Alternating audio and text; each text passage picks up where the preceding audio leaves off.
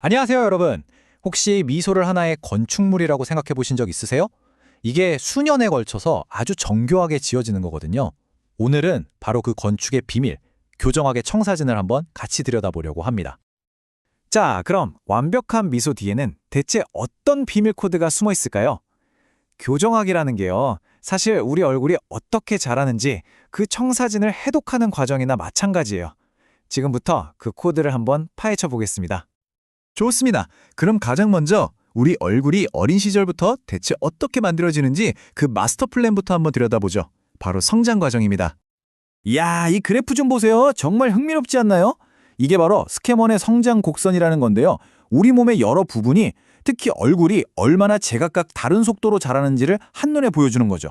예를 들면 뇌랑 연결된 위턱뼈 같은 신경형 성장은요, 6살에서 8살이면 거의 다 끝나버려요. 그런데 아래턱 같은 일반형 성장은 사춘기 때 막 폭발적으로 자라거든요. 바로 이 속도 차이가 나중에 골치 아픈 교합 문제를 일으키는 아주 중요한 원인이 되기도 하는 겁니다. 그리고 얼굴이 만들어지는 데에도 아주 명확한 순서가 있어요.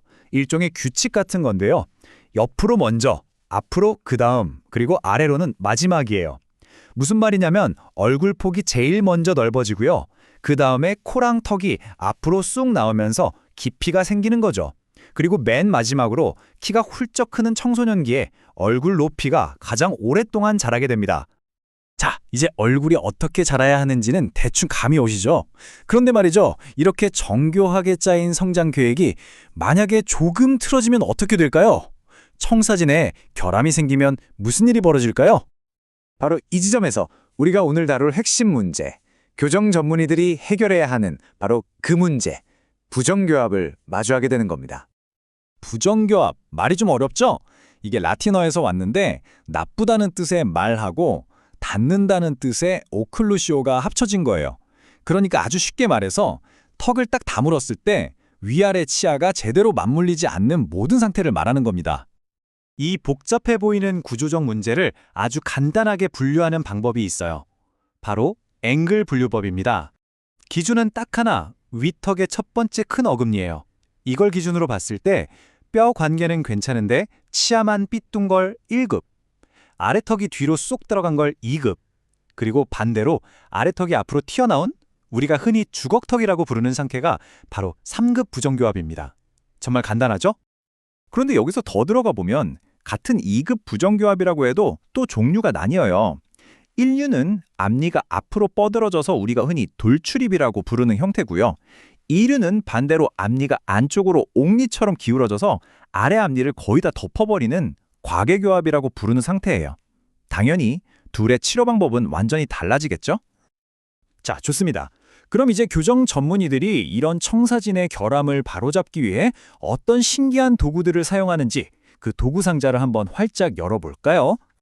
특히 아직 한창 자라고 있는 친구들한테는요, 교정 전문의가 진짜 건축가처럼 뼈대 자체, 그러니까 턱뼈의 성장을 직접 조절할 수가 있어요.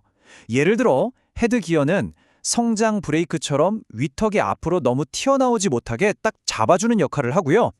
반대로 페이스 마스크는 성장 촉진제처럼 이마랑 턱에 지지대를 만들어서 위턱을 앞으로 쭉 당겨주는 역할을 합니다. 와, 이건 진짜 정말 놀라운 장치예요. 급속 구개 확장 장치, 줄여서 RP라고 부르는데요. 좁아서 V자 모양이 된 위턱을 넓혀주는 거예요. 아직 뼈가 말랑말랑한 아이들의 입천장 가운데를 물리적으로 살짝 벌려서 치아가 들어갈 공간을 확보해주는 거죠. 말 그대로 턱의 폭 자체를 넓혀버리는 겁니다. 대단하죠? 물론 이렇게 뼈 성장을 조절하는 것 말고도 치아 하나하나를 아주 정밀하게 움직이는 최첨단 도구들도 정말 많아졌어요.